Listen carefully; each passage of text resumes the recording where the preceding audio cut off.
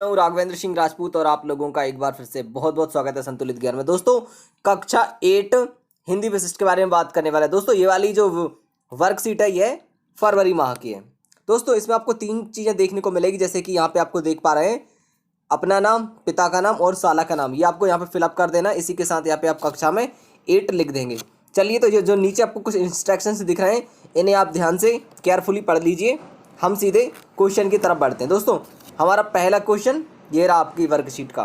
दोस्तों, ये खंड आ को सॉल्व करने जा रहे हैं, जिसका पहला क्वेश्चन हमारा यहाँ पे कुंडलियाँ छंद की परिभाषा बताइए। ग्रदर की कुंडलियाँ पाठ से एक पद भी लिखिए। दोस्तों, यह छंद ये सारी चीज़ें बताएंगे और इनको जो है एक पद, तो पद वो ये लिखा हुआ आपको यहाँ पर दिख रहा है। आप इसको वीडियो को पॉज करके आराम से नोट कर लेंगे। इसी के साथ अब हम अगला क्वेश्चन के देखेंगे।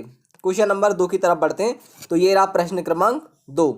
पहला क्वेश्चन यहाँ पे आपको दिखाई दे रहा है, निम्नलिखित पद्यांश को पढ़कर उनके नीचे लिखे प्रश्नों के उत्तर लिखिए। दोस्तों, ये आपको पद्यांश यहाँ पे दिखाई दे रहा है, आप इसको इजीली पढ़ लेंगे।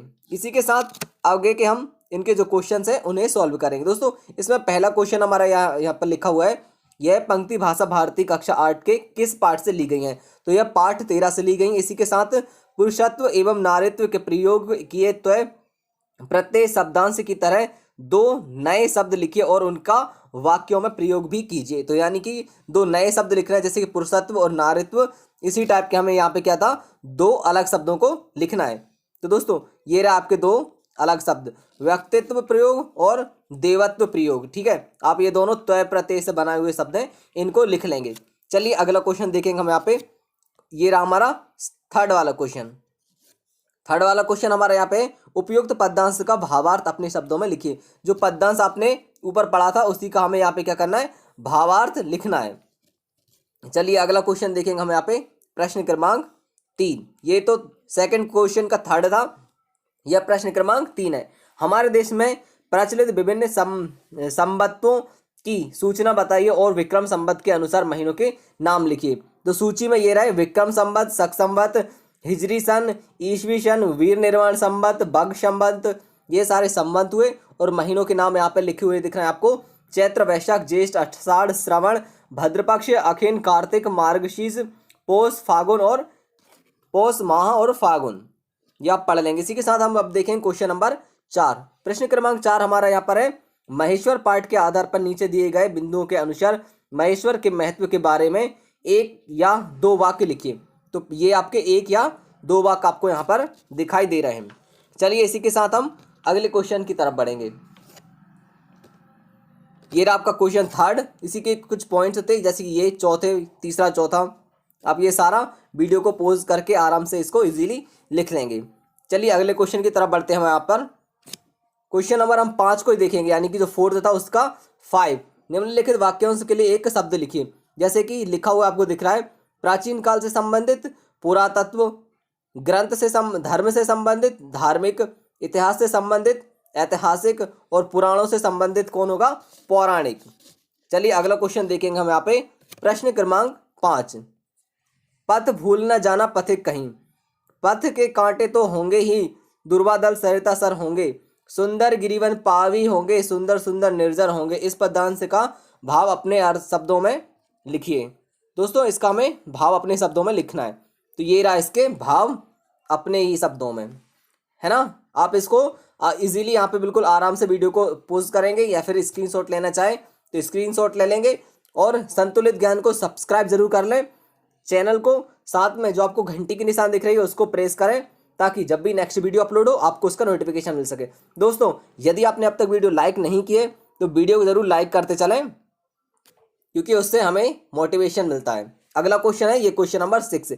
किन्हीं 10 प्रमुख योग आसनों की सूची बनाइए और एक आसन के बारे में विस्तार से लिखिए।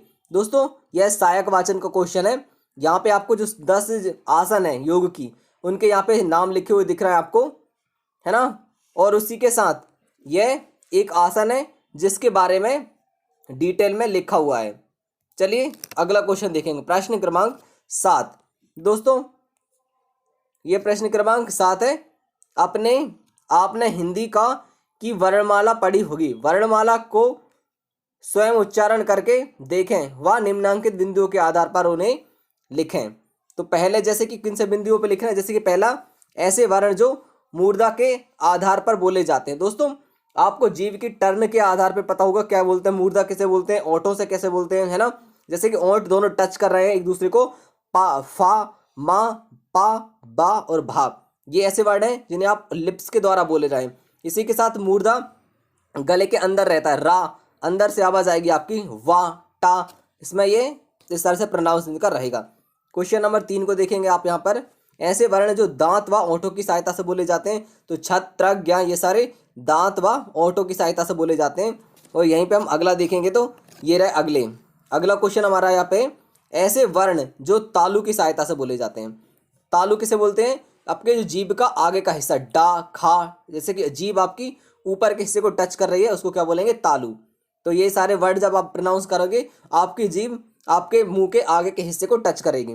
और ऐसे वर्ण जो कंठ से बोले जाते हैं, जो आपके गले से बोले जाते हैं, जिसमें आपकी जीभ किसी भी चीज़ को टच नहीं करती है और साथ में आपके होंठों का भी प्रयोग नहीं होता है, जैसे कि का, खा, गा और घा, ये सारे ऐसे वर्ड हैं जो कि कंठ से बोले जाते हैं। दोस्तों इसके बाद आपका ये रहा प्रोजेक्ट कार्य। प्रोजेक्ट कार्य में आपको कुछ क्वेश्चन दिए गए हैं, इनको आप पढ़ लेंगे। जैसे कि आप अपने परिवार के सदस्य या घर के बड़े बुजुर्ग से बातचीत करें और निम्न बिंदु पर प्राप्त जानकारी को यहाँ पर लिखें। आपको अपने घर के जो सदस्य हैं उनसे बात करके यहाँ पे जानकारी देना है। दोस्तों यह सारी जानकारी कोरोना वायरस जो रिसेंटली हुआ है उसी को लेकर है ना। तो इसमें लॉकडाउन, ये सारी समस्याएं आपके दिखाई गई हैं। यहाँ पे पहला क्वेश्चन है, कोरोना महामारी में लॉकडाउन लगने की सूचना आपको सबसे पहले किस माध्यम से मिली। दोस्तों आपको जिस भी माध्यम से मिली हो आप वो लिख सकते हैं। इस तरह से आप लिख सकते हैं, जैसे कि हमने यहाँ पे लिख कर भी दिया आपको, टेलीविजन, टीवी के न्यूज चैनल के माध्यम से। यदि आपको समझ नहीं आ रहा है कि क्या लिखें क्या ना लिखें, तो आप ये जो आंसर दिखाई दे रहा है इसको भी लिख सकते हैं। अगला क्वेश्चन देखेंगे। अगला क्वेश्चन हमारा ये है, लॉकडाउन से क्या आशय। लॉकडाउन लगने की सूचना प्राप्त होने पर आपके परिवार को कौन कौन सी समस्याओं का सामना करना पड़ा। तो दोस्तों ये रहा इसका आंसर। लॉकडाउन का अर्थ है तालाबंदी। ये सारा आप इसको लिख लेंगे आराम से, वीडियो को पॉज करके ये पूरा लिख लेंगे। इसी के साथ अगला क्वेश्चन दिखाई दे रहा है आपको, क्वेश्चन नंबर 3, लॉकडाउन में आपके परिवार में सबसे बड़ी समस्या क्या हुई और उसका समाधान कैसे हुआ, पता कर लिखिए। दोस्तों ये आप देख लेंगे। अगला देखेंगे यहाँ पे, अगले क्वेश्चन आपको दिखाई दे रहा है चौथा और पांचवा, लॉकडाउन के दौरान और लॉकडाउन के बाद आपकी दिनचर्या में क्या अंतर आया। इसी के साथ अगला क्वेश्चन है, कोरोना महामारी के समय आपने कौन सी कौशल सीखा, यानी कि जो कोरोना महामारी थी उस टाइम पे आप अपने घर पर रुके थे और आपने क्या सीखा, वो आपको यहाँ पर लिखना है। दोस्तों उम्मीद करता हूँ आपको वीडियो पसंद आई होगी। आपको वीडियो कैसे लगी मुझे कमेंट करके बताएं। चैनल को सब्सक्राइब कर लें और बेल आइकन को प्रेस करके अनेबल कर दें बेल आइकन को, ताकि नेक्स्ट वीडियो जब भी अपलोड हो आपको उसका नोटिफिकेशन मिल सके। वीडियो को लाइक करें। Thank you.